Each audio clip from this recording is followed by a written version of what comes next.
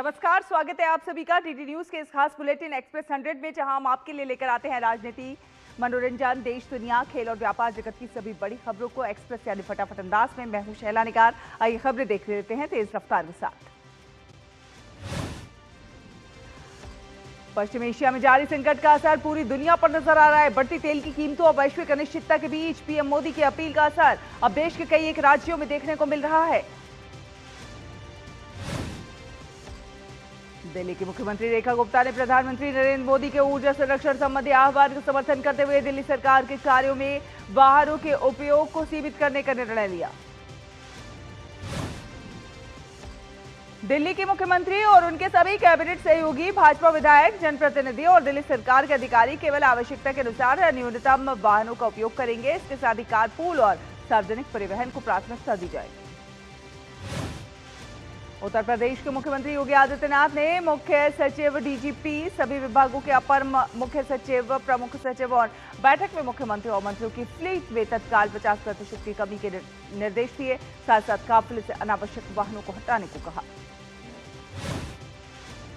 मध्य प्रदेश के मुख्यमंत्री मोहन यादव ने जानकारी दी कि उनके कारकेड में सुरक्षा की दृष्टि से न्यूनतम वाहन होंगे और भ्रमण के दौरान कोई वाहन रैली नहीं होगी। राज्य के मंत्रियों को भी यात्रा का समय न्यूनतम वाहनों के उपयोग का निर्देश। राजस्थान के मुख्यमंत्री भजन लाल शर्मा ने अपने काफिले में वाहनों की संख्या सीमित करने और अनावश्यक वाहनों का उपयोग से बचने का निर्णय लिया है। उन्होंने अधिकारियों और जनप्रतिनिधियों को निर्देश दिए कि राज्य के समस्त अधिकारी और जनप्रतिनिधि भी अपने वाहनों में मितव्ययता बरतें।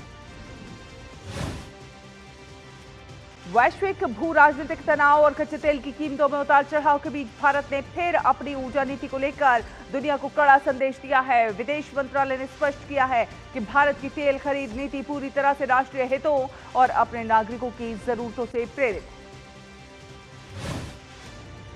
विदेश मंत्रालय के प्रवक्ता रणधीर जायसवाल ने कहा कि हम अपनी आवश्यकताओं के अनुरूप और वैश्विक बाजार की स्थितियों को देखते हुए तेल की खरीद कर रहे हैं। भारत ने साफ कर दिया है कि वो किसी के दबाव में नहीं बल्कि अपनी ऊर्जा सुरक्षा को लेकर फैसले ले रहा है। रणधीर जायसवाल ने प्रधानमंत्री के आगामी 5 देशों के दौरे को लेकर जानकारी दी। पीएम की 5 देशों की यात्रा यूएई से शुरू हो रही है। इसका उद्देश्य ऊर्जा सुरक्षा और रक्षा सहयोग को मजबूत करना है। पीएम मोदी की नॉर्डिक देशों की यात्राओं के दौरान नवाचार, स्वच्छ ऊर्जा और हरित परिवर्तन के क्षेत्र में साझेदारी की संभावनाएं तलाशी जाएंगी ताकि विकसित भारत की संकल्पना मजबूत हो।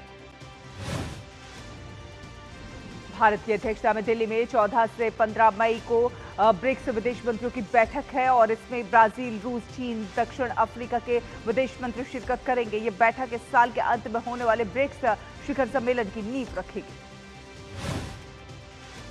ब्रिक्स विदेश मंत्रियों की बैठक में शामिल होने के लिए अंतर्राष्ट्रीय मेहमानों का आना भी शुरू हो गया है और इसी कड़ी में दक्षिण अफ्रीका के अंतर्राष्ट्रीय संबंध और सहयोग मंत्री रोनाल्ड तामेला का नई दिल्ली में गर्मजोशी से स्वागत किया गया। ब्रिक्स विदेश मंत्रियों की बैठक के लिए इंडोनेशिया के विदेश मंत्री सुगियोनो दिल्ली पहुंच चुके हैं। एयरपोर्ट पहुंचने पर विदेश मंत्रालय के प्रतिनिधि ने उनका स्वागत किया। विदेश मंत्रालय के प्रवक्ता ने नेपाल के साथ भारत के मजबूत और बहुआयामी संबंधों पर जोर दिया और इन स्थायी संबंधों को और मजबूत करने की अपनी प्रतिबद्धता भी जाहिर की। कहा कि नेपाल के विदेश मंत्री की तरफ से विदेश सचिव को न्योता आया है जिसको लेकर अंतिम रूप दिया जाना बाकी है। भारत ने ऑपरेशन सिंदूर को लेकर वैश्विक मंच पर अपना रुख साफ करते हुए पाकिस्तान और उसे संरक्षण देने वाले मददगारों को खरी खरी सुनाई है। विदेश मंत्रालय के प्रवक्ता ने स्पष्ट किया है कि यह ऑपरेशन पहलगाम में हुए कायरतापूर्ण आतंकी हमले का एक सटीक, लक्षित और नपातुला जवाब था। विदेश मंत्रालय ने कहा कि ऑपरेशन सिंदूर का एकमात्र उद्देश्य उस आतंकवादी ढांचे को नेस्तनाबूद करना था जो कि पाकिस्तान जमीन से और वहां की सरकार के इशारे पर संचालित हो रहा है। भारत ने जोर देकर कहा कि ये कार्रवाई किसी देश के खिलाफ नहीं बल्कि भारत की सुरक्षा को चुनौती देने वाले आतंकी इंफ्रास्ट्रक्चर के खिलाफ थी। डॉक्टर जितेंद्र सिंह आज नई दिल्ली के विज्ञान भवन में 16वीं पेंशन अदालत की अध्यक्षता करेंगे। पेंशन अदालत में पोर्टल पर 45 दिनों से अधिक समय से लंबित 985 पेंशन शिकायतों का निवारण किया जाएगा। उपराष्ट्रपति सीपी राधाकृष्णन ने एम्स नई दिल्ली के 51वें दीक्षांत समारोह में मुख्य अतिथि के तौर पर भाग लिया। इस दौरान संस्थान के कुल 523 छात्रों को डिग्री प्रदान की गई। उपराष्ट्रपति ने कहा कि एम्स नई दिल्ली दुनिया भर में भरोसे और उत्कृष्टता का प्रतीक बन चुका है। एम्स सिर्फ अंतर्राष्ट्रीय मानकों का अनुसरण नहीं कर रहा है, बल्कि अब उन्हें स्थापित कर रहा है। पुडुचेरी में एन रंगासामी आज 5वीं बार राज्य के सीएम पद की शपथ लेंगे। उपराज्यपाल के कैलाशनाथन एन रंगासामी को लोक भवन में मुख्यमंत्री पद की शपथ दिलाएंगे। पुडुचेरी में शपथ ग्रहण समारोह में भाजपा के राष्ट्रीय अध्यक्ष नितिन नवीन भी मौजूद रहेंगे। कार्यक्रम से पहले रंगासामी नितिन नवीन और अन्य नेताओं के साथ एयरपोर्ट से लोक भवन तक रोड शो करेंगे। पश्चिम बंगाल विधानसभा में आज सुबह नवनिर्वाचित विधायकों को शपथ दिलाई जाएगी। नवनिर्वाचित विधायकों की शपथ ग्रहण से पहले लोक भवन में विशेष तैयारियां की गई हैं। पश्चिम बंगाल की शुभेंदु सरकार एक्शन मोड में है। मुख्यमंत्री शुभेंदु ने आज दोपहर 2 बजे नवान्न सभागार में 41 विभागों के सचिवों की अहम बैठक बुलाई है। सभी सचिवों को विभागों के बजट आवंटन और खर्च का पूरा ब्यौरा लेकर उपस्थित रहने के निर्देश दिए हैं।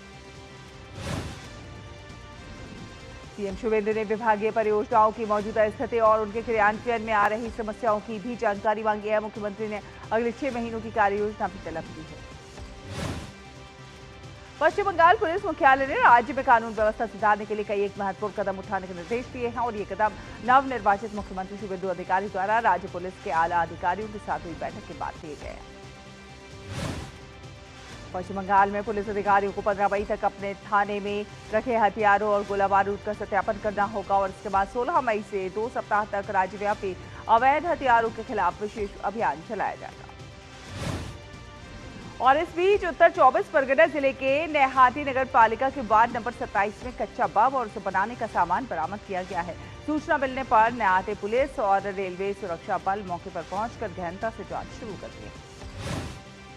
तमिलनाडु में जोसेफ विजय के नेतृत्व वाली नई चुनी गई टीवी सरकार का आज फ्लोर टेस्ट हो रहा है और इससे पहले राज्य की राजनीति में स्थिति में उलटफेर भी देखने को मिल रहा है। सरकार को समर्थन देने के मुद्दे पर एआईएडीएमके 2 गुटों में बंट गई है। पूर्व मुख्यमंत्री और पार्टी के महासचिव एडप्पाडी पलानीसामी के नेतृत्व वाले गुट ने पार्टी के विधायकों को निर्देश दिया है कि वे टीवी सरकार को समर्थन न करें। वहीं 30 विधायकों का समर्थन होने का दावा करने वाले एक दूसरे गुट ने एसपी वेलुमणि को एआईएडीएमके विधायक दल का नेता चुन लिया है। पूर्व मंत्री सीवी षणमुगम ने घोषणा की है कि ये गुट विश्वास मत के दौरान टीवी की सरकार का समर्थन करेगा। मालदीव की विदेश मंत्री इरुथेशम आजम अपनी पहली आधिकारिक यात्रा पर भारत पहुंची हैं और ये यात्रा दोनों देशों के बीच राजनयिक संबंधों की स्थापना के 60 वर्ष पूरे होने के अवसर पर हो रही है। सीबीआई ने 3 मई को आयोजित नीट यूजी 2026 परीक्षा से संबंधित प्रश्न पत्र कथित तौर पर लीक होने के सिलसिले में प्राथमिकी दर्ज की है। जांच के लिए सीबीआई की विशेष टीमें गठित की गई हैं और उन्हें विभिन्न स्थानों पर भेजा गया है। राष्ट्रीय परीक्षा एजेंसी ने मेडिकल प्रवेश परीक्षा नीट यूजी 2026 को इसका प्रश्न पत्र लीक होने के आरोपों के मद्देनजर रद्द कर दिया है। नीट यूजी 2026 परीक्षा 3 मई को भारत के 551 शहरों और अन्य देशों के 14 शहरों में आयोजित की गई। केंद्र सरकार ने सीबीआई को इन अनियमितताओं की विस्तृत जांच करने का आदेश दिया। केंद्र से निर्देश मिलने के बाद सीबीआई ने तत्परता से कार्रवाई करते हुए आपराधिक साजिश, धोखाधड़ी और अन्य अपराधों में मामला दर्ज किया है। सीबीआई की एक 4 सदस्यीय टीम महाराष्ट्र के नासिक स्थित क्राइम ब्रांच यूनिट 2 के कार्यालय में कथित पेपर लीक के आरोपी शुभम खैरनार को हिरासत में लेने के लिए पहुंची। उसे नासिक क्राइम ब्रांच में गिरफ्तार किया था। सीबीआई की एक टीम जयपुर में स्थित एसओजी स्पेशल ऑपरेशंस ग्रुप के दफ्तर पहुंची और जांच शुरू कर दी। संदेह के आधार पर करीब 2 दर्जन से ज्यादा लोगों को सीबीआई के सामने पेश किया गया। सीकर, अलवर, झुंझुनू, जयपुर और एसओजी की टीमों ने मिलकर पूछताछ की और इसके बाद ये जानकारी सामने आई कि पेपर परीक्षा शुरू होने से पहले राजस्थान में हरियाणा के एक व्यक्ति द्वारा भेजा गया था। उसके पास ये पेपर नासिक से आया था। बीकानेर बॉर्डर पर ड्रोन ड्रॉपिंग नेटवर्क का बड़ा खुलासा हुआ है।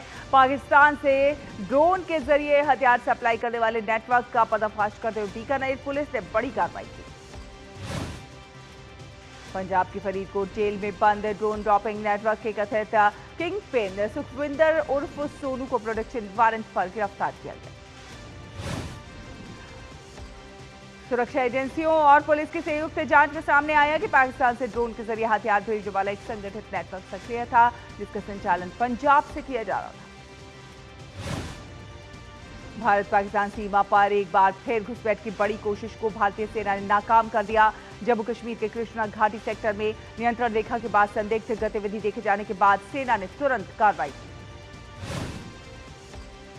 कल शाम करीब 4 बजे भारतीय सीमा के करीब 300 मीटर अंदर संदिग्ध मूवमेंट देखा गया।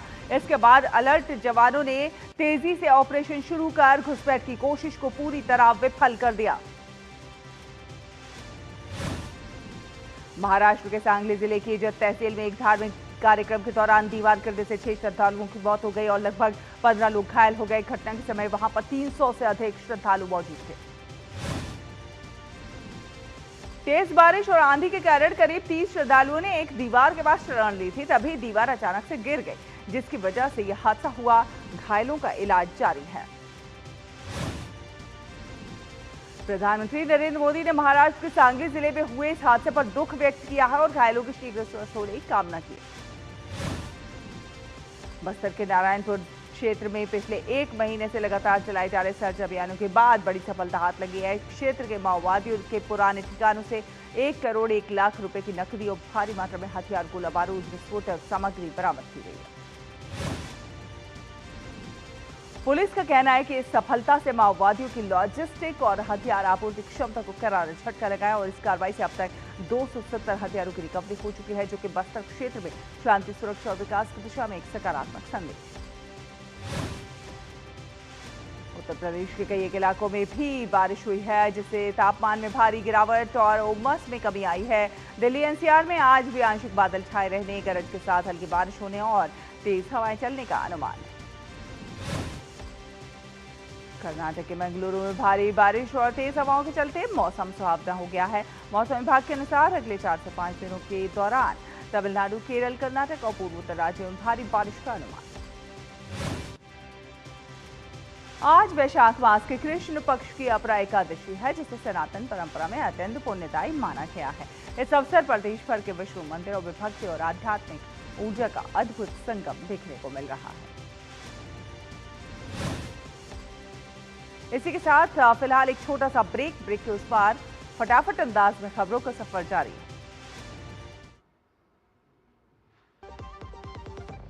चमकी चाट से क्या बना है? आलू चाट या फ्रूट चाट, स्वाद बनाए चमकी चाट। स्वादिष्ट पकोड़े और बरसान, हर चमकी चाट है इसकी जान। चमकी चाट है इसकी जान, हर जुबान पे ये छाया। अब बताओ स्वाद आया?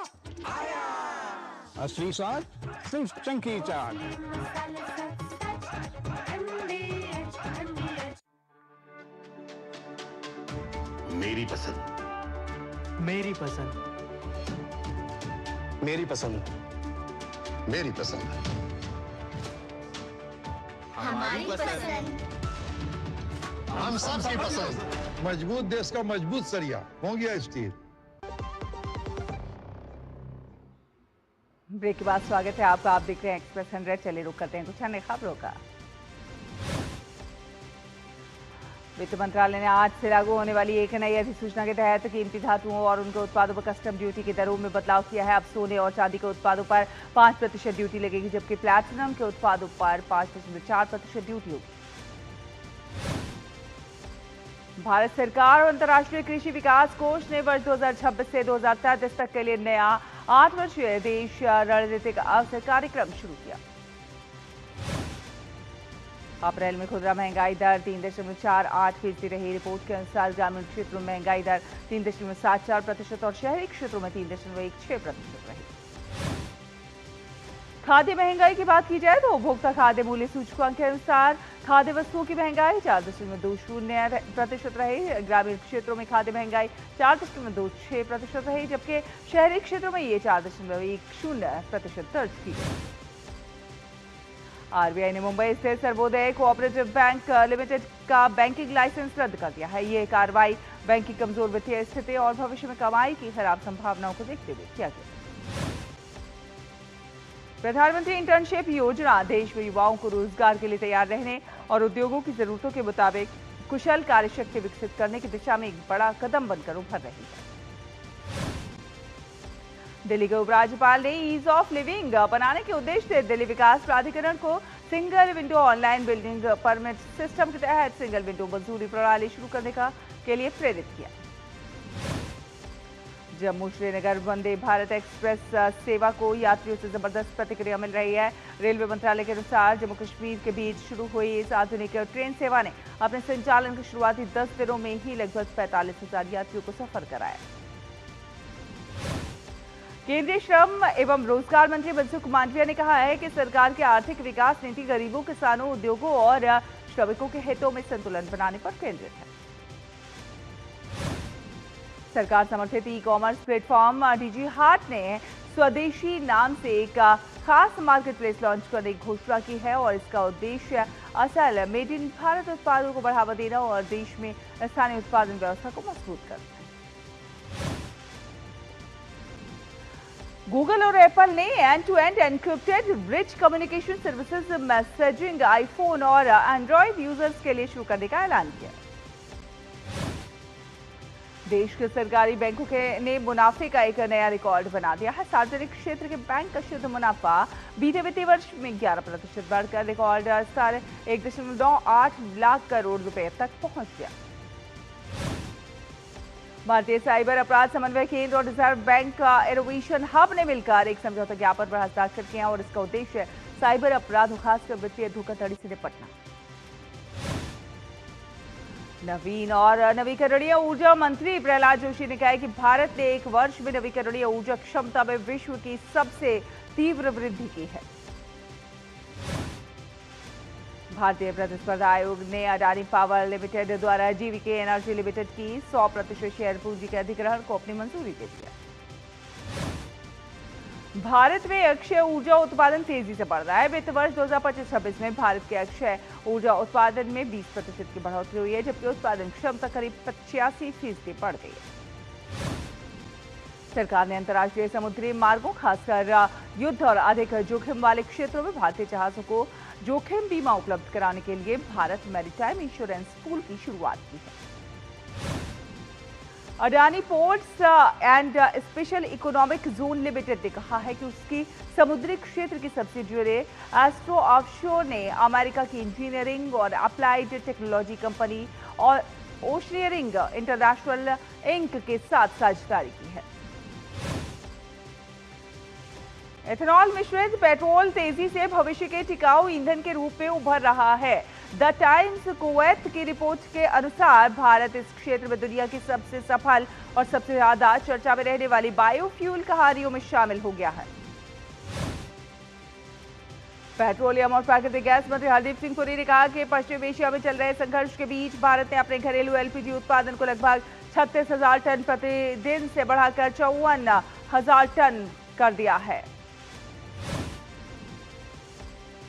और आइए अब दुनिया भर की खबरों पर एक नजर डालते हैं। रूस के राष्ट्रपति व्लादिमीर पुतिन ने कहा है कि रूस इस साल के अंत तक अपनी नई सर्वत्र रणनीतिक परमाणु मिसाइल तैनात करेगा और इसे दुनिया की सबसे शक्तिशाली मिसाइल बताया।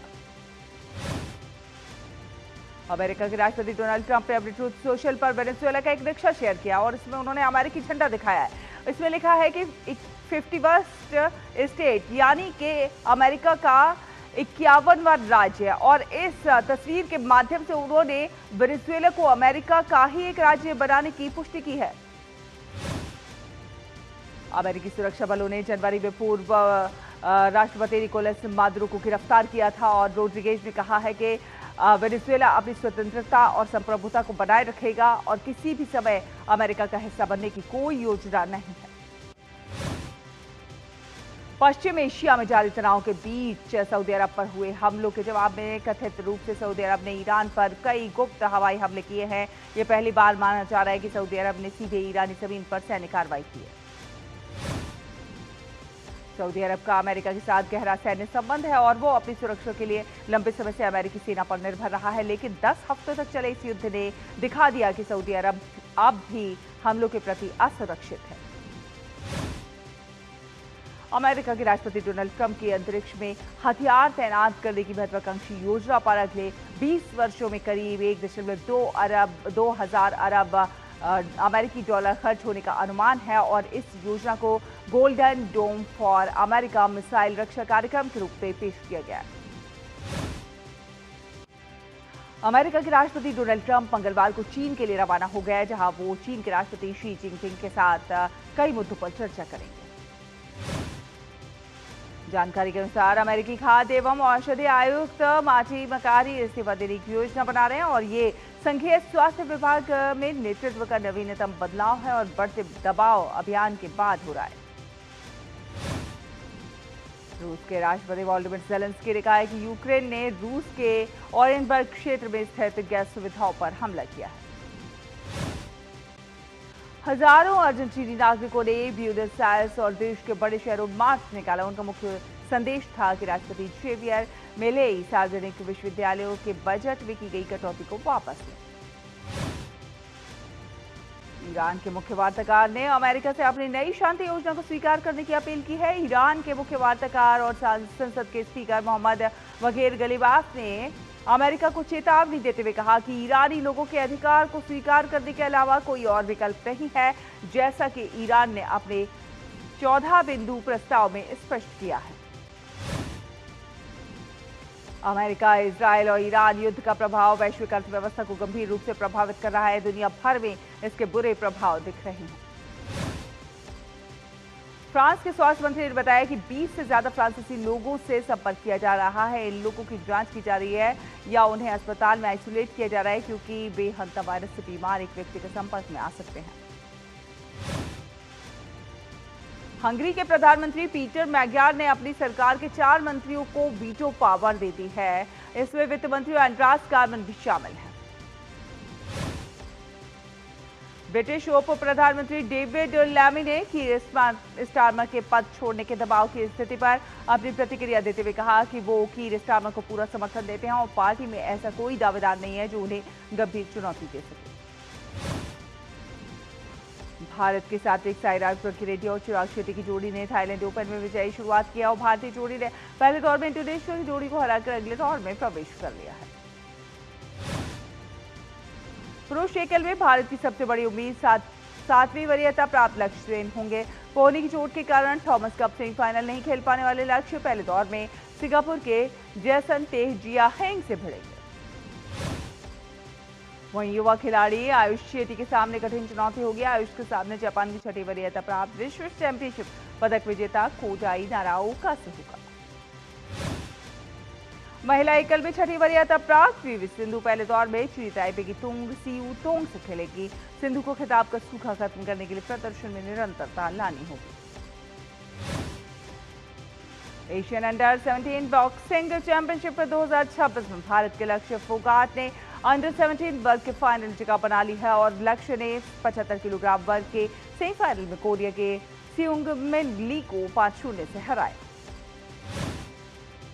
आईपीएल में आज रॉयल चैलेंजर्स बेंगलुरु और कोलकाता नाइट राइडर्स रायपुर में आमने सामने होंगे। अंक तालिका में दूसरे स्थान पर चल रही आरसीबी की नजर जीत के साथ प्लेऑफ में अपनी जगह पक्की करने की होगी।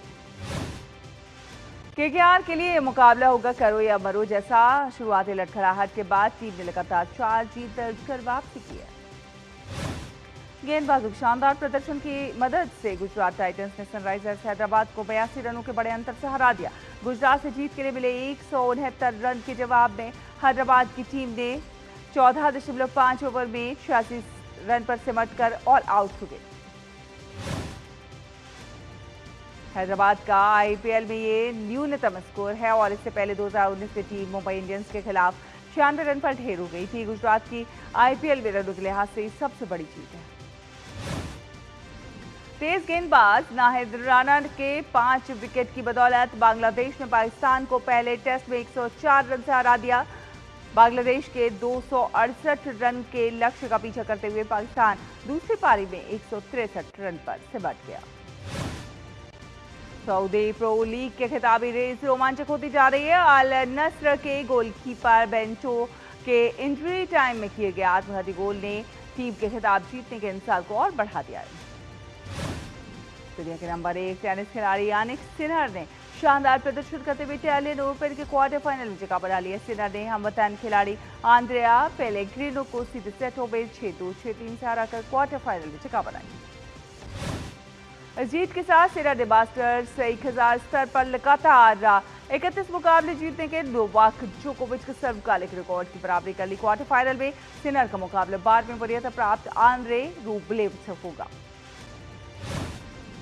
इटालियन ओपन में अमेरिका की स्टार टेनिस खिलाड़ी कोको गॉफ ने शानदार जुझारू पर दिखाते हुए सेमीफाइनल में जगह बना ली है। गॉफ ने रूस की मिरा एंड्रीवा को 3 सेट में रोमांचक मुकाबले में 4-6, 6-2, 6-4 से हराया। इटालियन ओपन में रोमानिया के अनुभवी टेनिस खिलाड़ी सोराना सिरिस्टिया ने शानदार प्रदर्शन करते हुए सेमीफाइनल में जगह बना ली है। 36 वर्षीय सिरिस्टिया ने क्वार्टर फाइनल में लातविया की येलेना ओस्टापेंको को सीधे सेटों में 6-1, 7-6 से हराया। और इसी के साथ एक्सप्रेस न्यूज में फिलहाल इतना ही। डीडी न्यूज पर खबरों का सिलसिला लगातार जारी रहेगा। आप देखते रहिए डीडी न्यूज। नमस्कार।